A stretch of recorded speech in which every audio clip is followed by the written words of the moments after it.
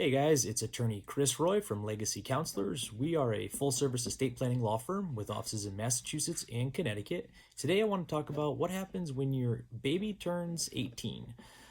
So if you're a parent and you have a child that gets injured, you're at the doctor's office and they say, here's your options. You can have surgery or you cannot. You will, as the parent, be able to make that decision.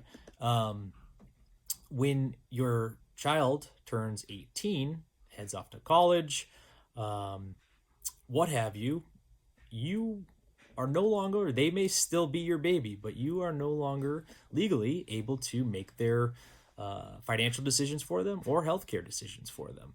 And so, in the day and age of COVID and everything that's going on, this has come up a couple of different times.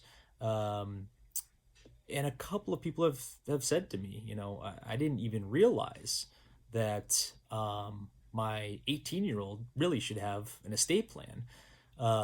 And, maybe they don't have any assets. So an estate plan doesn't make sense in when you think about it, just what an estate plan is. But I think that is actually part of the problem, in that we think of an estate plan as a last will and testament.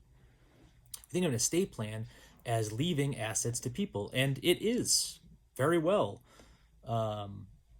That's a major component of what estate planners do. Is we prepare documents to effectuate your wishes with regard to what happens to your assets at your passing and during your lifetime, in certain circumstances. However, that is not all we do. We also have to make sure that if you're unable to give informed consent, a doctor says you can have this surgery or that surgery, if you can't do that, we also prepare the documentation to make sure that you can have those that you want to make that decision for you be the person that's making that decision for you. And so if mom or dad out there want to still be able to make those decisions for their kids, should they get injured, get sick, God forbid, knock on wood, all of that stuff, it's important that you have a document that your child, as the now adult, have that document in place, power of attorney, a healthcare proxy, HIPAA, living will, in place to make sure that mom and dad can still make those decisions should they become, again, ill, incapacitated, or need assistance otherwise. The law simply does not extend to adulthood because you're mom and dad. And so in order to protect or in order to have continuity from 17 to 18, it's important that we think through what are the tools that we need to be able to do that. And that's namely a healthcare power of attorney, healthcare proxy, commonly referred to as a power of attorney, again, and maybe even a living will, and certainly a HIPAA release.